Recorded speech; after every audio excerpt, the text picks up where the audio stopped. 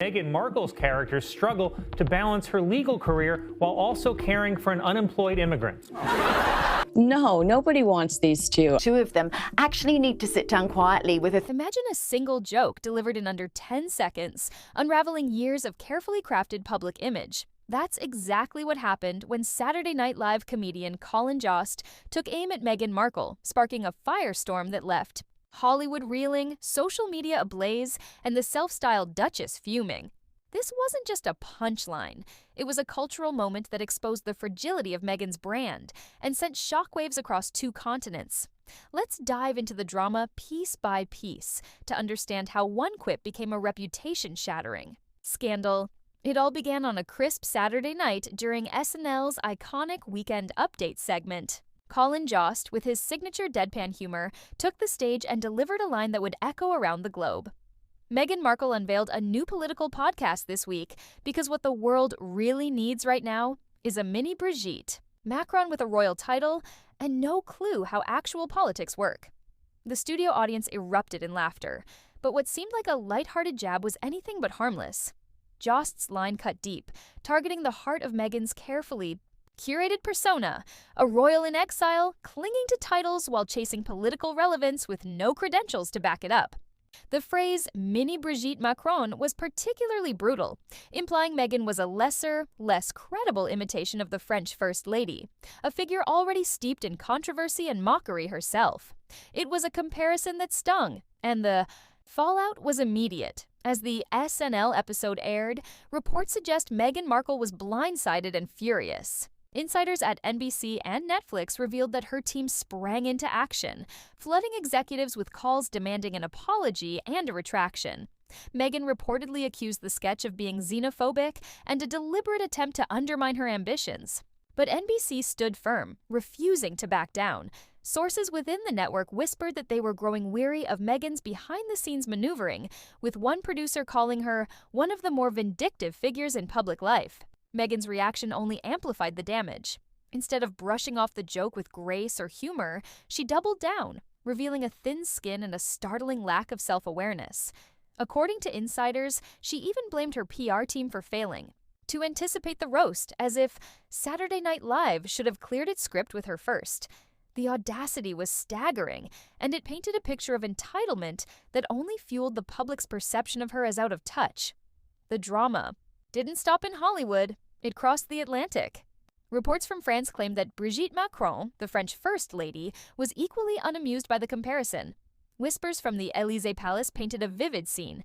Brigitte, enraged by the association with Meghan, stormed into her husband's office and, in a moment of fury, allegedly slapped President Emmanuel Macron, shouting, "Do I look like that spoiled American narcissist to you?" While the Élysée later denied the slap, French media insiders insisted that something explosive happened behind closed doors. Brigitte's team wasted no time distancing her from the controversy, refusing to engage with Meghan-related headlines. The message was clear. Being linked to Meghan Markle was an insult, not an honor. This rejection underscored the core of the SNL jab, that Meghan's attempts to mirror the poise and influence of a figure like Brigitte were not just misguided, but laughably inadequate.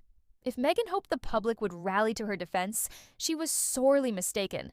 The internet erupted with memes, TikTok parodies, and viral clips mocking everything from her podcast to her obsession with royal titles. One particularly savage TikTok featured a fake perfume ad called Mini by Meghan, poking fun at her fixation on elite branding.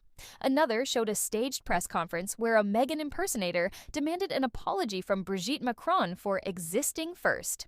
The internet's creativity was relentless, turning the SNL roast into a global pile-on. Polls conducted in the days following the broadcast revealed a brutal truth. Meghan's favorability was plummeting. A Morning Consult survey found that 63% of Americans thought the SNL loss comparison was accurate and funny, while only 19% viewed Meghan as a serious political or diplomatic voice. Even left-leaning outlets like The Guardian and The Atlantic, once sympathetic to her narrative, stayed silent. A journalist summed it up bluntly.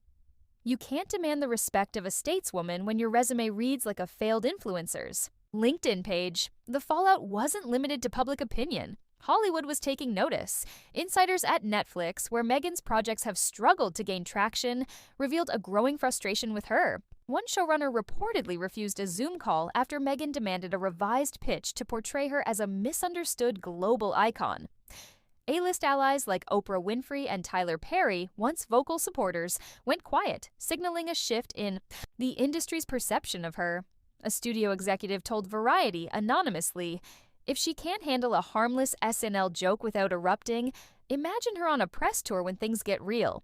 That's not a partner, that's a walking HR complaint." Meghan's attempts to spin the narrative as a victim of misogyny and Eurocentric satire fell flat. Even Vanity Fair, typically a friendly outlet, rejected her framing, pointing out that SNL roasts everyone from presidents to pop stars. Meghan's inability to laugh at herself only validated the joke's premise.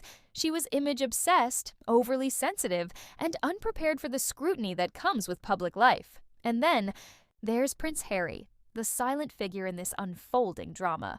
Sources close to the couple say he was deeply embarrassed by Meghan's overreaction, particularly as the Brigitte Macron slap rumors went viral. Harry's military friends, already perplexed by his wife's media circuses, reportedly began distancing themselves, questioning why he allows Meghan to drag his reputation through one scandal after another. At this point, Harry's silence feels less like loyalty and more like resignation, a man watching his wife's ambitions unravel while his own legacy takes a hit. For years, Meghan has positioned herself as a modern-day Eleanor Roosevelt, or a stateswoman-in-waiting, a poised and influential figure destined for global impact. The mini Macron jab shattered that illusion, exposing her as a figure of pretension without substance. Political insiders in Washington, D.C. and Brussels reportedly laughed off her ambitions, calling them incoherent and grounded in Instagram activism.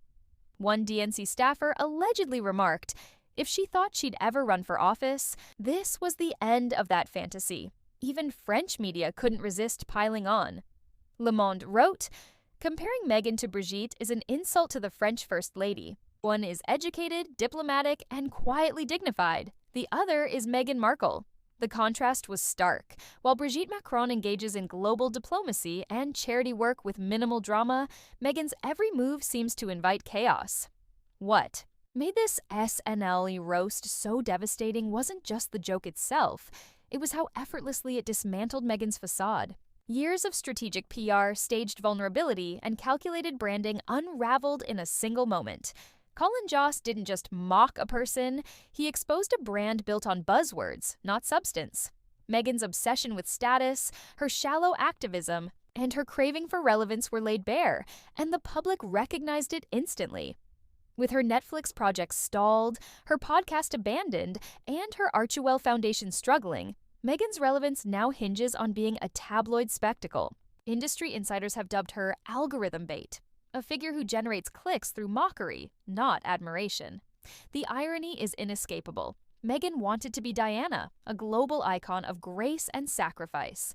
Instead, she's become a punchline, a cautionary tale of what happens when ambition outpaces authenticity. In the end, the SNL roast wasn't just a joke, it was a mirror. And what Meghan saw in that reflection wasn't a future leader, but a figure struggling to stay relevant. If she can't handle a quip from Colin Jost, how will she fare against the scrutiny of global politics? If she can't laugh at herself, how can she expect the world to take her seriously? The public doesn't reward royalty who demand privilege without earning it. And when even Brigitte Macron is insulted by the comparison, perhaps it's time for Meghan to step back, reassess, and maybe, just maybe, learn to laugh.